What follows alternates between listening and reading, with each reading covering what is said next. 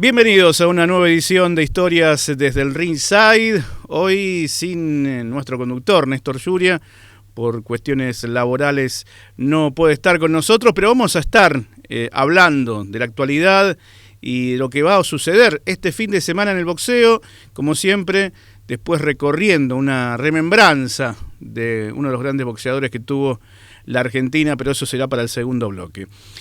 Con lo que respecta a este fin de semana, recordamos, ha sido el epicentro, sin dudas, desde el año pasado y también en lo que va de esta temporada 2025, la Federación Argentina de Boxeo en calle Castro Barros, allí en la ciudad autónoma de Buenos Aires, donde se disputan las mejores peleas que tenemos a nivel nacional y tendremos una velada boxística este fin de semana notable, con el gran plato de dos boxeadoras argentinas, ellas, Sol Baumstark y Sol Kudos, van a estar peleando por el título mundial mínimo de la Federación Internacional de Boxeo. Y además, el catamarqueño Pablo Pacman Corso será protagonista de una pelea realmente importante ante el ecuatoriano Diego Impacto Quiñones en un combate a 10 rounds dentro de la división medio pesado.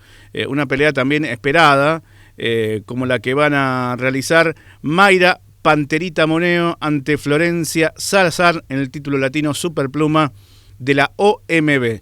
Pero además habrá otras peleas complementarias.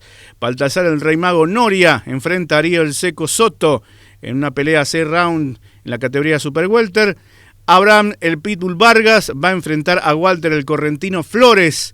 Realmente una linda pelea para ver entre el neuquino y pupilo de Pablo Chacón, que va a estar haciendo sus primeras armas, ¿no?, en lo que va a ser esta pelea complementaria. Volvemos a repetir, lo más importante se va a dar con Sol Baumstark y Sol Kudos en la Federación Argentina de Boxeo. Y por último vamos a hacer un repaso de lo que será este fin de semana a nivel internacional, con las peleas más importantes.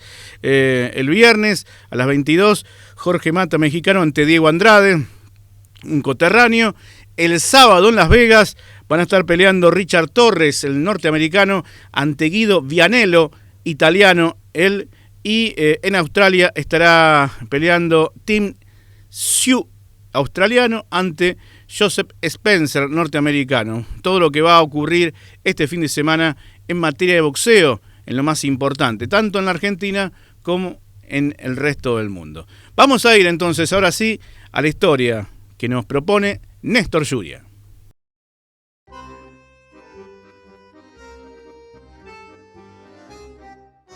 Bueno, muy bien, amigos, lo prometido entonces hay que cumplirlo y vamos a comentar, vamos a recordar un clásico del universo del boxeo nacional.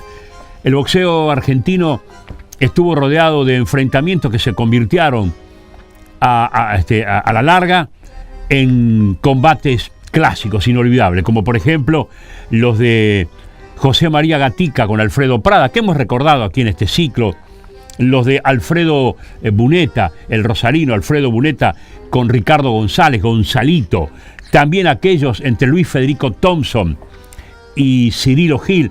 Bueno, todos esos quedaron en el recuerdo y trataremos en este ciclo de ir recordándolos. Eduardo Lauce, el zurdo Lauce, Eduardo Jorge Lauce, un boxeador que fue que desarrolló su carrera en la categoría mediano. En los mejores momentos de su carrera, ya por 1956, se encuentra ante la chance de combatir con otro boxeador que no tenía el calibre de él, que no tenía, sin duda, el apoyo mediático, la campaña exitosa que iba teniendo Lauce pelea tras pelea, pero que ya iba apareciendo como un duro probador. En este caso nos estamos refiriendo a Andrés Celpa, el cacique de Bragado. Un boxeador áspero, duro, aguerrido, con poca técnica, pero con un físico privilegiado, una mandíbula de granito, un hombre que realmente dio mucho que hablar en su dilatada campaña que superó las 200 peleas profesionales. Eduardo Lauce, entonces, en 1956, se encuentra de regreso de Estados Unidos, donde había hecho una muy buena campaña, esperando la chance por el campeonato del mundo que él buscaba insistentemente, y llegaba de ganarle nada más y nada menos que a uno de los mejores rankeados del momento, que se llamaba Ralph Jones, Tiger Jones, en una pelea sangrienta, en una pelea durísima. El Lauce salió ganador por puntos en fallo unánime, pero en una victoria que, como él mismo dijo, significó que cuando se mirara al espejo no podía reconocerse. Había sido una pelea durísima, muy cortado. Fue derivado a un hospital donde se le tuvieron que dar 30 puntos de sutura en una cara que, bueno, como les decía él mismo, había quedado desfigurada. Pero bueno, esa pelea todos suponían que le iba a abrir las puertas a la pelea de campeonato mundial, cosa que lamentable no ocurrió por algo que después seguramente yo les voy a explicar. Y entonces, bueno, al regresar le ofrecen una pelea en Bahía Blanca frente al cacique de Bragado, Andrés Celpa. Bueno, considerando los antecedentes de ambos, les pareció que iba a ser una pelea más, que le servía a Lauce para mantenerse en estado, y se encontró con la sorpresa de que Celpa le dio no solamente una dura batalla, sino que además los jurados le dieron la victoria por puntos.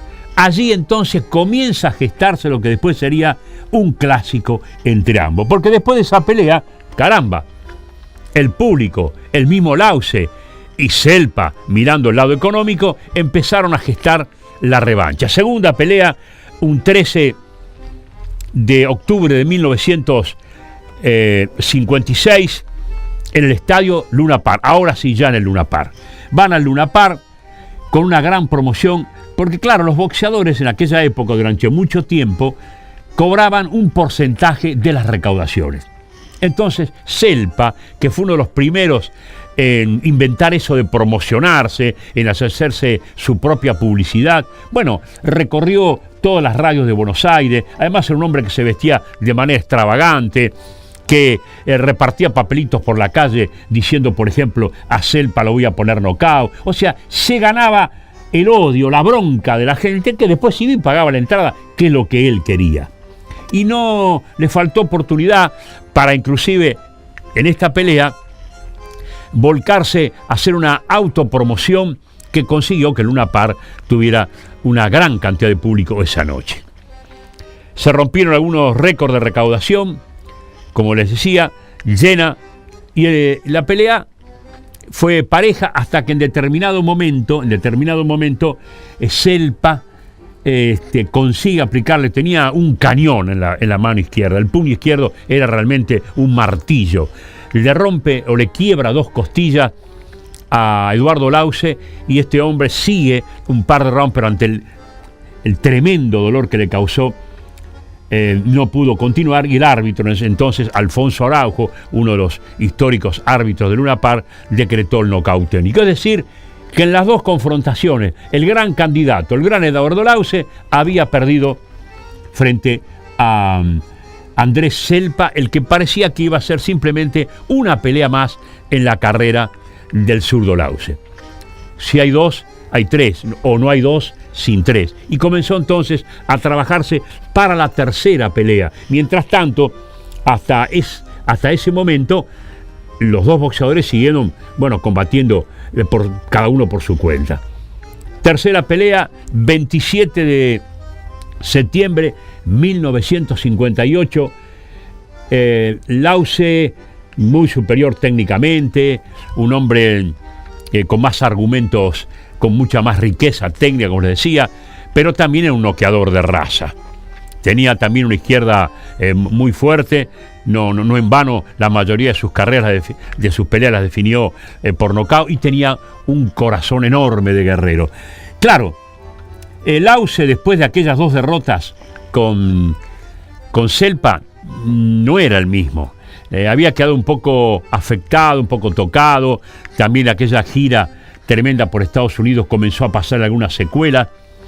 Estuvo un poco más de un año sin combatir profesionalmente. Después hace 5 peleas, hilvana 5 triunfos consecutivos, y acepta este tercer choque frente a Andrés Zelpa. Fue el 27 de septiembre de 1958, nuevamente el Luna Park, con una nueva recaudación espléndida, récord, que demostraba que el público no solamente quería la revancha, sino que lo que quería era verlo perder a Zelpa. Todo el mundo que lo adoraba, lo quería, era un ídolo.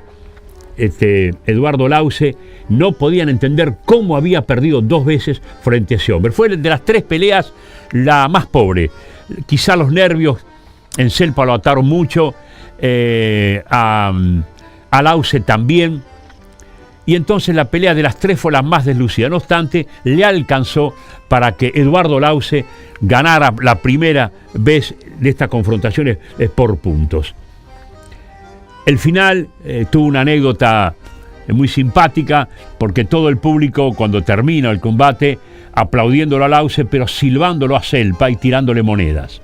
Y las fotos de los medios de aquel momento registran, posiblemente a lo mejor tengamos alguna, donde él está sentado en el ring recibiendo las monedas, pero ¿qué hacía? Las juntaba todas y se las ponía en el bolsillo de la bata. Era un provocador, era realmente un hombre atrevido, como te digo, muy provocador. Era un publicista innato que en cada una de sus peleas supo forjarse la llegada de público, que iban a verlo ganar o a perder, pero fundamentalmente iban y pagaban la entrada. Lamentablemente las cosas terminaron mal para Zelpa. Se retiró el año 1968. Como otros, cayó en la droga, el alcohol, en las noticias policiales, estuvo en la cárcel de Devoto. Falleció a los 66 años. Antes escribió un libro, Sin Prejuicios, así se llamaba, donde hacía una pintura de su agitada y por momentos alocada vida. Lauce hizo su última pelea el 16 de noviembre de 1960. Fue en el Luna Park y noqueó a un amigo de todos los rosarinos, al querido Víctor Salazar, el mismo que falleció hace un poco, no hará poco más de un año aquí en Rosario, y que había sido medalla olímpica en los Juegos Olímpicos de Melbourne. Eduardo Lauce, Andrés Zelpa, otra de las peleas que se convirtieron en clásicos del boxeo argentino.